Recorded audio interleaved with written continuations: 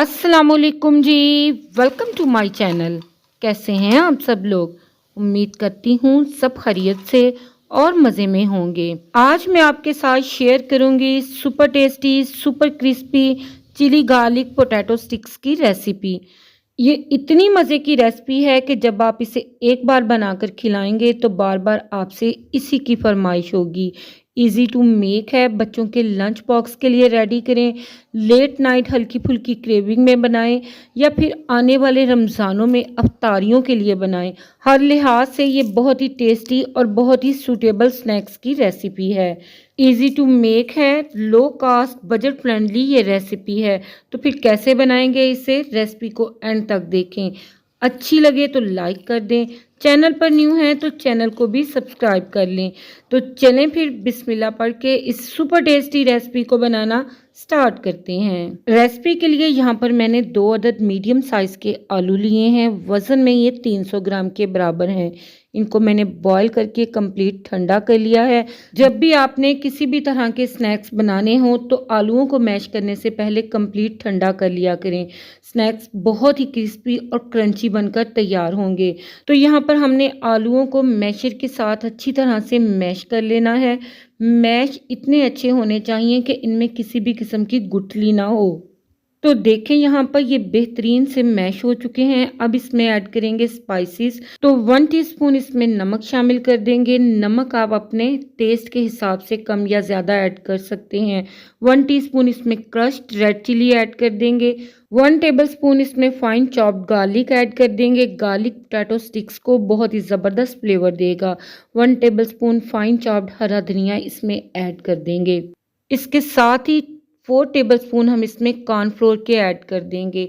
ये ना सिर्फ इसको बाइंडिंग देगा, इसकी शेप मेंटेन करेगा, बल्कि इसको बहुत ही ज़्यादा क्रिस्पी और क्रंची भी बनाएगा। बस यही मिनिमल बेसिक से स्पाइसेस इसमें हम ऐड करेंगे और इसको मिक्स कर लेंगे।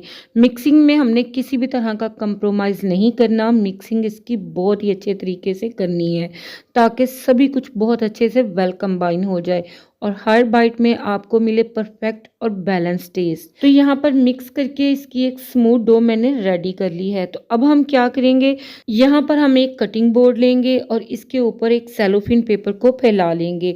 अब इस सेलोफिन पेपर के ऊपर 1 टेबलस्पून के बराबर कॉर्नफ्लोर हम डस्ट करेंगे और इसे हाथों की मदद से अच्छी तरह से फैला लेंगे।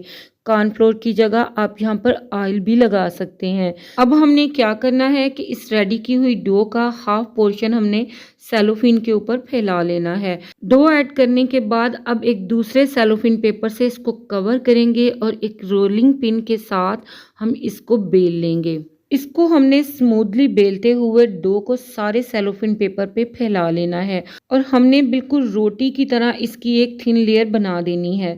तो देखें यहाँ पर मैंने स्मूथली इसको बेलकर सारे सेलोफिन पेपर के ऊपर फैला लिया है। अब हम क्या करेंगे, इसे हम इसी तरह से फ्रीज कर देंगे आधे घंटे के लिए ताकि ये थोड़ी सी स्टेबल हो और हमें नेक्स्ट स्टेप फॉलो करना बहुत ही ईजी हो जाए।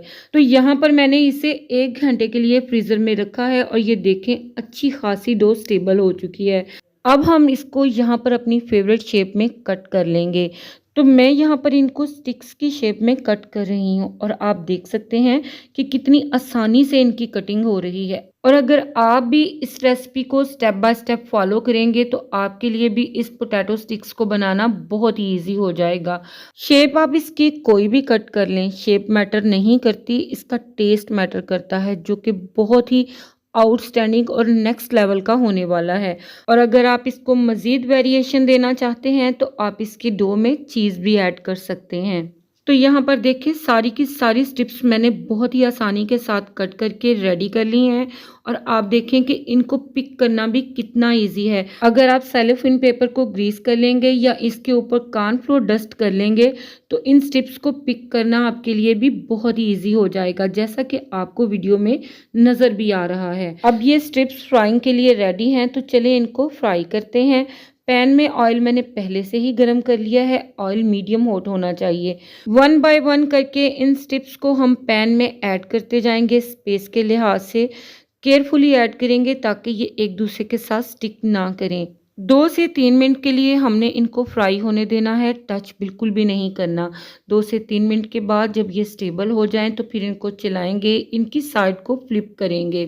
तो पोटैटोज़ तो हमारे फुली बॉइल्ड हैं, हमने मीडियम फ्लेम पे सिर्फ और सिर्फ इन्हें गोल्डन कलर देना है और इनको क्रिस्प करना है।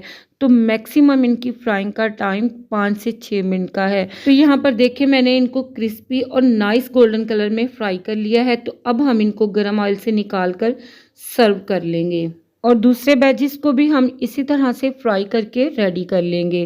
तो लें जी, माशाल्लाह से रेडी है हमारे crispy crunchy chilli garlic potato sticks की रेसिपी। वीडियो में इनकी वॉइस से ही आपको अंदाज़ा होगा कि ये किस कदर क्रिस्पी और क्रंची रेडी हुए हैं। इन्हें आप इंजॉय करें केचप के साथ या फिर अपनी फेवरेट डिप सॉस के साथ, हर एक के साथ ये बेहतरीन कॉम्बो करेंगे। इनको आप टी टाइम में एंजॉय करें या फिर बच्चों के लंच बॉक्स के लिए रेडी करें या फिर आने वाले रमज़ान की अफ्तारियों में बनाकर सर्व करें। हर लिहाज से ये बहुत ही परफेक्ट और सूटेबल रेसिपी है। Easy to make, low cost, budget friendly ये रेसिपी है। तो आई होप ये रेसिपी और वीडियो आप सभी को पसंद आई होगी। अच्छी लगे तो कमेंट सेक्शन में अपना बहुत ही प्यारा सा फीडबैक लाजमी दीजिएगा। चैनल पर फर्स्ट टाइम आए हैं तो प्लीज़ इसे सब्सक्राइब किए बिना मत जाइएगा। आप सभी लोगों का दिल की गहराइयों से बेइंतहा शुक्रिया। अपना और अपने से रिलेटेड फैमिली का ढेरों ख्याल रखिएगा। मुझे दुआओं में याद रखिएगा। आपसे फिर मिलूंगी इंशाल्लाह एक नई वीडियो और रेसिपी के साथ। इजाज़त दीजिएगा। अल्लाह हाफिज़। अल्लाह निगहबान।